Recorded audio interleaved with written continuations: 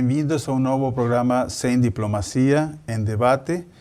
Dando sequência ao programa anterior, continuamos debatendo as contribuições dos autores, né? Agora temos novos convidados, para o livro recentemente lançado pela editora Cultura Acadêmica, vinculada à editora Unesp, Análise de Conjuntura em Relações Internacionais, Abordagens e Processos.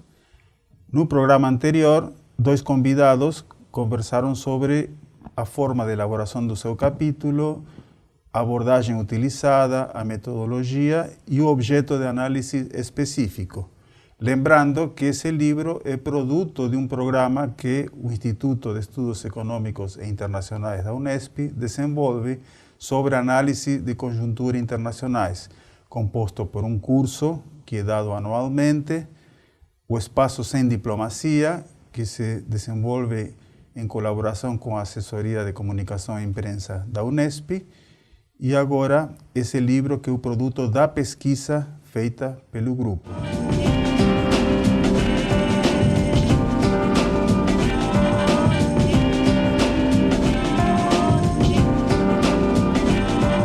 Nesse segundo programa temos três convidados que são autores de 3 capítulos no livro e que vão, da mesma forma que no programa anterior, desenvolver uma análise sobre o processo de elaboração, né, a metodologia utilizada e o objeto de pesquisa. Nesse livro, os capítulos que compõem, né, são 8, o tema normalmente é relacionado às especialidades que a equipe tem, principalmente dentro da nossa trajetória acadêmica no IEI, né? Os temas se relacionam com Estados Unidos e América Latina. Então, a partir desses temas, se desenvolve a discussão sobre metodologia de análise de conjuntura em relações internacionais e hoje as intervenções relacionadas com os capítulos que os 3 colegas desenvolveram. Luísa Mateu, pesquisadora do IEI, trabalhou sobre o tema da incerteza nas relações internacionais, na análise de conjuntura, associadas à metodologia sobre o risco global, a Sociedade do Risco Global, do Ulrich Beck e outros autores que desenvolvem esse tipo de análise. Ariel Fingerud, também pesquisador do IEI, fez uma análise de conjuntura, também trabalhando um pouco a questão do risco, mas associada especificamente à política energética dos Estados Unidos. Em que medida o debate sobre o uso de biocombustíveis, o petróleo, está relacionado não com apenas uma discussão eventual entre republicanos e democratas, sino a um debate mais profundo que envolve conjuntura e estrutura associado ao tema da matriz energética, os interesses nacionais, a projeção internacional do país. Então, esse tema que Ariel desenvolveu no seu capítulo. E Matheus Oliveira, também pesquisador do IEI, desenvolveu sua análise a partir da sua especialidade sobre o estudo da política exterior argentina, né? E, nesse caso, numa transição que a Argentina marca, né, com a derrota do peronismo e a vitória de Maurício Macri, que traz uma nova perspectiva muito diferente do que foi nos anos recentes. Um partido novo, um candidato que sai do marco do peronismo e do radicalismo, que são as 2 forças tradicionais do país, e que inicia um processo que é visto na América Latina, junto com Venezuela, com o Brasil. Alguns se perguntam, é a crise da esquerda, dos novos processos de lideranças populares? Macri seria a visão emblemática dessa perspectiva. Então, Matheus, na sua análise, desenvolveu uma metodologia com fontes primárias, entrevistas e fontes documentais e análise dos interesses dos atores, tentando entender o que significa essa transição na Argentina e qual é sua repercussão na região. Então, essas 3 análises serão desenvolvidas pelos seus respectivos autores na segunda parte desse programa, que eu convido vocês a assistirem.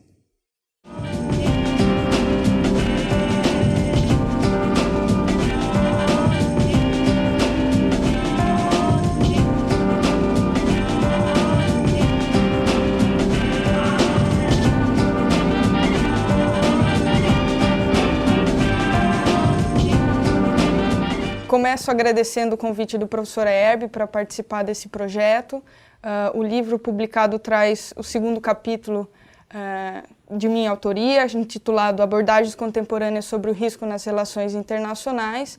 E a primeira inspiração para pensar esse texto foi a caracterização que os atores internacionais têm feito sobre a conjuntura global em torno de riscos, instabilidades e incertezas que fazem com que esses atores tenham que passar a administrar esses riscos. É uma ruptura com cenários mais previsíveis do passado e traz influências de outras áreas fora das relações internacionais, sobretudo da sociologia. Então, o capítulo ele traz uma abordagem mais teórica, tentando fazer uma recuperação sobre os autores que nas relações internacionais trabalham o conceito de risco. Esses autores variam de um espectro teórico bastante grande e trazem, sobretudo, influências do sociólogo alemão Ulrich Beck, que na década de 90 começou a teorizar sobre a sociedade mundial de risco. Então, a ideia é que nós vivemos hoje um tempo em que o risco determina o ordenamento da sociedade e também a tomada de decisão na política. Esses riscos que não têm limitações mais espaciais, temporais e que têm uma magnitude do dano muito grande, né? Então, são riscos que a gente não sabe onde, quando e como vão acontecer. E esse grau de incerteza traz uma dificuldade maior para os atores internacionais lidarem com esses problemas, sobretudo na área de segurança internacional, que é, na verdade, o grande foco dos autores que eu trabalho no texto. A ideia é que, dentro do campo da segurança, a própria noção de segurança é alterada com a noção de risco, já que a segurança total não é mais possível diante de um quadro de riscos que devem ser administrados. Então, a necessidade da decisão política está sempre em torno de escolher quais riscos devem ser administrados e como administrá-los. A própria definição do risco é um campo de batalhas, é um espaço de poder e vai determinar, então, autores chegam a dizer uma hierarquia no cenário internacional. Quais são aqueles que originam os riscos e quais são os outros atores que vão administrar esses riscos internacionais, que vêm de várias áreas, sejam no campo do terrorismo internacional, na área ambiental, com os grandes desastres ecológicos, os fluxos migratórios e de refugiados que trazem instabilidades regionais e mesmo globais. Enfim, um somatório de riscos que fazem com que esses atores tenham que repensar suas agendas políticas. E eu estou dizendo aqui grandes potências, Estados Unidos, Europa, organismos internacionais como a ONU, a OTAN, que já vem traduzindo desde a década de 90 e mais acentuadamente ainda a partir do 11 de setembro, em 2001, um quadro de definição realmente da sua atuação em termos de administração de riscos, né? Então, grande parte das discussões são realmente no campo da segurança, passam também pela questão da guerra ao terror, não só na sua faceta militar, como, por exemplo, nas intervenções de 2001 e 2003 no Afeganistão e Iraque, mas também outros mecanismos não militares de monitoramento, controle e vigilância, que são muito importantes para essa administração de risco. Então, enfim, são vários autores, várias correntes teóricas, como eu falei, e eu convido a todos a fazer a leitura e espero que gostem. Bom, também gostaria de agradecer a oportunidade de estar aqui, os colegas que estão compartilhando essa mesa, professor Aerbi, organizador desse livro, e no meu caso, a minha discussão, como o professor Aerbi fez na introdução, é um debate tentando relacionar conjuntura com a estrutura no sentido de pensar a política energética dos Estados Unidos e como os biocombustíveis se inserem dentro dessa política. E é interessante relacionar esse tema com a fala sobre a discussão sobre crise, porque esse tema de política energética ele está muito relacionado com essa ansiedade e com essa percepção de crise que a gente tem na sociedade, não só dos Estados Unidos, mas na política internacional como um todo. Então, sempre que a gente pensa política energética, tem um teor de ansiedade e de percepção de crise que é muito forte. E no caso da minha discussão, trabalhando na conjuntura do governo Obama, esse elemento de percepção de crise de ansiedade que o debate proporciona, ele é muito importante para entender como que os biocombustíveis se tornam um ator relevante no debate. Então, o meu trabalho na discussão metodológica foi acompanhar principalmente a Secretaria de Energia dos Estados Unidos, que produz muita coisa sobre a poluição dos Estados Unidos, a produção das matrizes energéticas. Então, é um material muito rico que eles disponibilizam, relatórios, análises. Então, o trabalho foi acompanhar a Secretaria de Energia, especificamente, a Secretaria, a agência chamada EPA, que acompanha a poluição especificamente do ar. Então, como a EPA também monitora a poluição do ar. E, por fim, como que isso chega na opinião pública, né? Então, mudança climática, taxar carbono, a transição de uma economia de hipercarbono para baixo carbono, tudo isso tem também um impacto grande na opinião pública. Então, a minha estratégia foi tentar conciliar a Secretaria de Energia, a EPA e a opinião pública.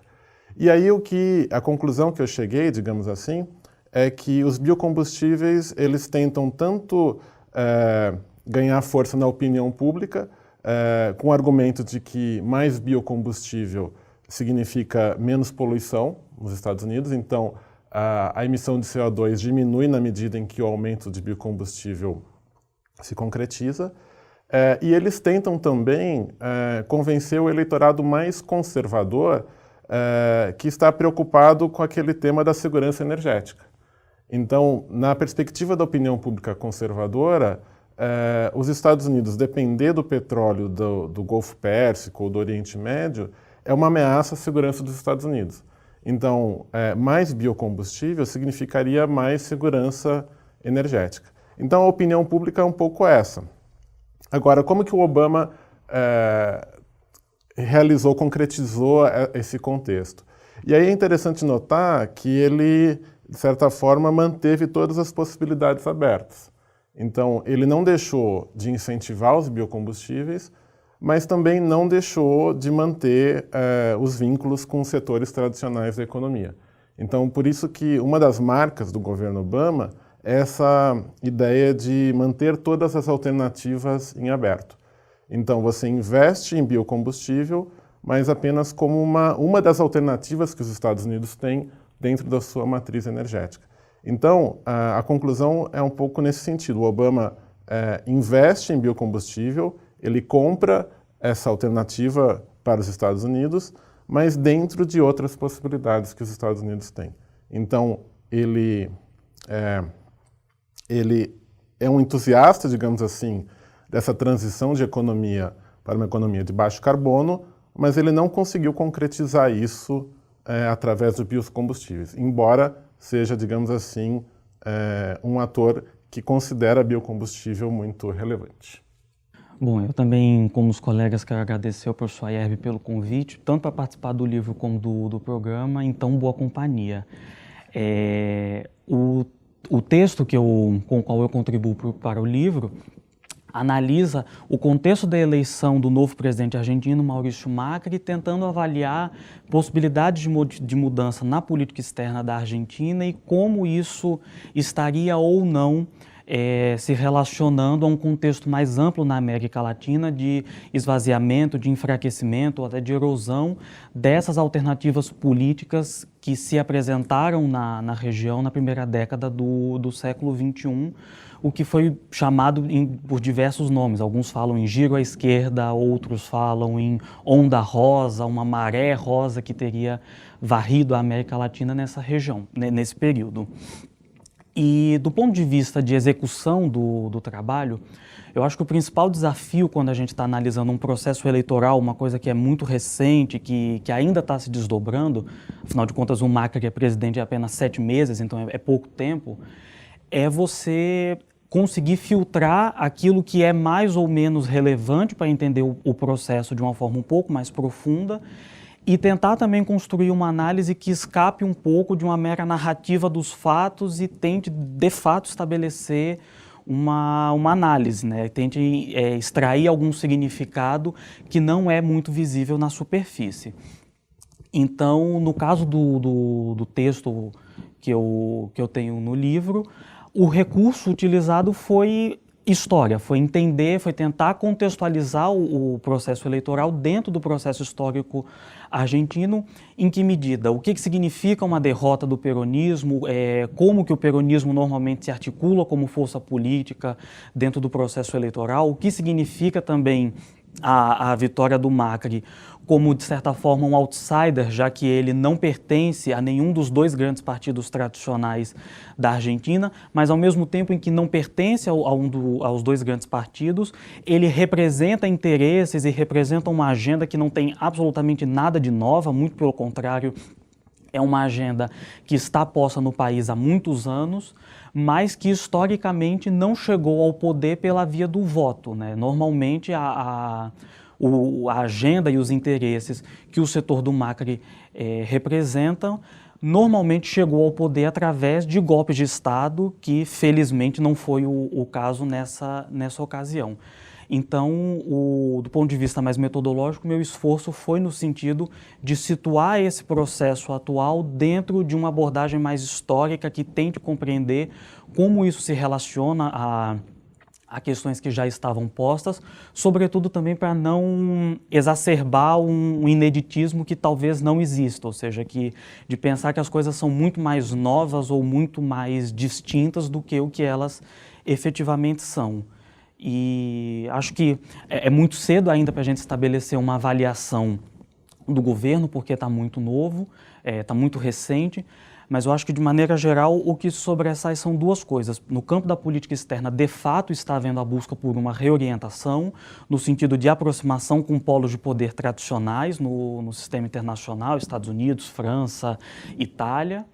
E do ponto de vista interno, as previsões de ajustes, isso vem se confirmando também, mas eu acho que o que mais chama a atenção é como o Macri ainda não parece ter acertado o tom politicamente, quer dizer, ele ainda não conseguiu, no meu ponto de vista, apresentar um discurso, uma narrativa coerente, sistemática e que justifique aquilo que vem sendo feito no país. Acho que ficou bem divulgado que ele falou recentemente que as famílias deveriam olhar bem para si se elas estavam vestindo roupas muito leves nesse inverno, é porque talvez elas estivessem usando energia demais.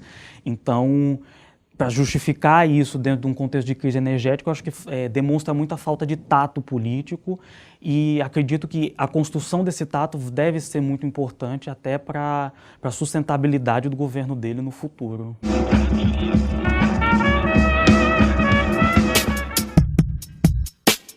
O espaço virtual Sem Diplomacia divulga análises e comentários polêmicos sobre eventos internacionais.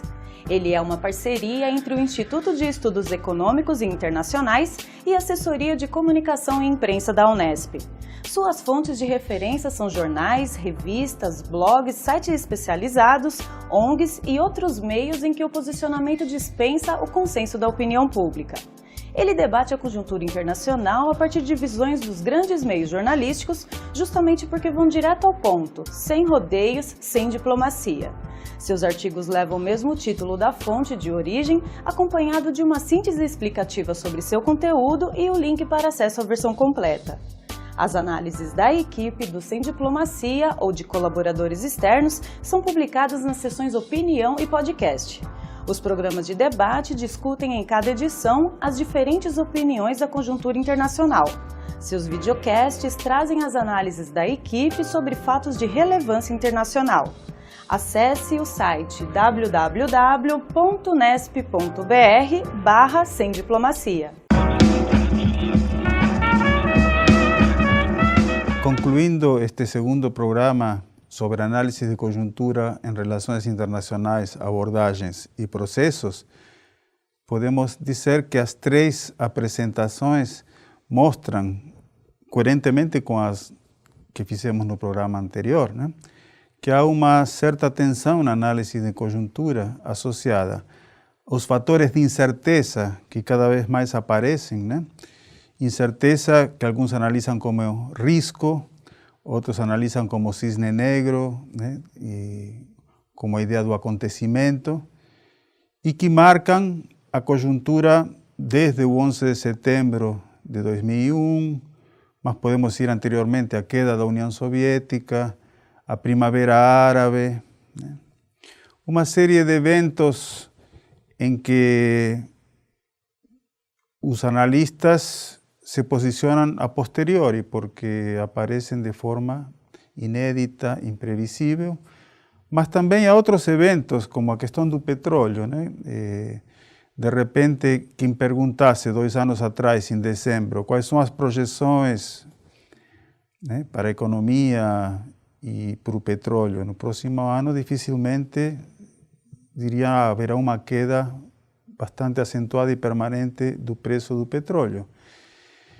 E isso teve influência, né, não apenas no fortalecimento do poder estadunidense internacional, na medida que Estados Unidos foram se tornando, principalmente com o petróleo de xisto, né, o gás de xisto, se tornando cada vez mais, hoje são o maior produtor de petróleo do mundo, diminuíram sua dependência externa, mas também grandes desafetos dos Estados Unidos estão numa situação difícil, a Rússia, né, o Irã, né, Venezuela.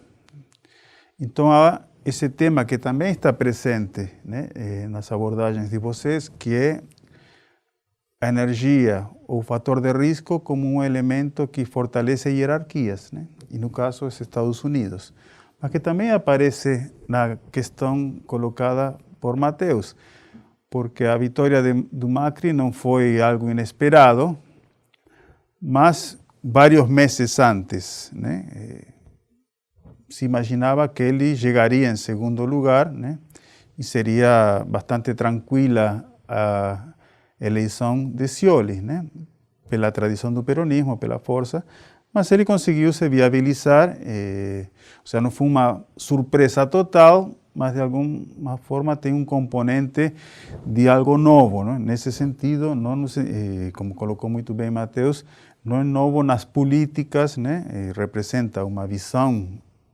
estratégica sobre o que seria o desenvolvimento na Argentina, mas é algo novo. Mas também na política exterior, essa mudança reforça um pouco essa ideia de Estados Unidos saíram fortalecidos nesse processo. Por isso que Obama, quando fez sua visita a Cuba, que já estava programada, incluiu a Argentina, né? E hoje é visto o governo Macri como um grande aliado, né? Então, toda essa análise de conjuntura coloca um tema importante, que é a ideia de Estados Unidos estão num processo de decadência e crise de hegemonia ou não. Ao contrário, o governo Obama, no final do seu segundo mandato, colocou o país numa situação muito mais confortável, né? Estados Unidos, de alguma forma, se pode dizer que estão fortalecidos. Na questão energética, diminuiu sua dependência.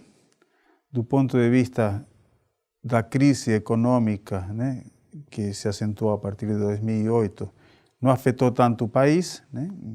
Já se recuperou razoavelmente, embora o tema da desigualdade, né, esteja presente na tua campanha eleitoral.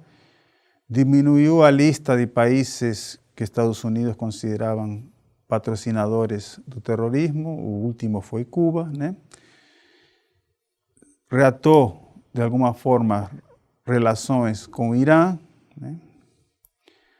Desafetos do país, como Rússia, Venezuela e o Irã, pela crise do petróleo, também se veem afetados, né?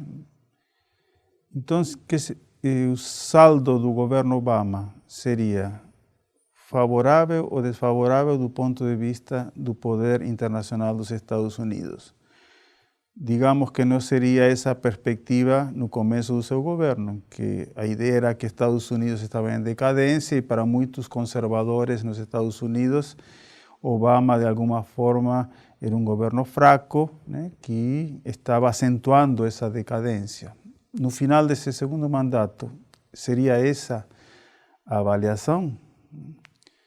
Então, podemos colocar, né, como a perspectiva que o livro apresentou, a partir dos temas que são da especialidade dos seus autores, né, como desenvolver metodologias de análise de conjuntura internacional em que tem esses dois eixos, o elemento do inesperado, da surpresa, do risco, né, que afeta na conjuntura, mas os elementos estruturais sobre a recomposição de hegemonias, de lideranças e como aqueles que estão melhor estruturados conseguem dar uma resposta mais favorável numa situação de incerteza. Seria o caso dos Estados Unidos.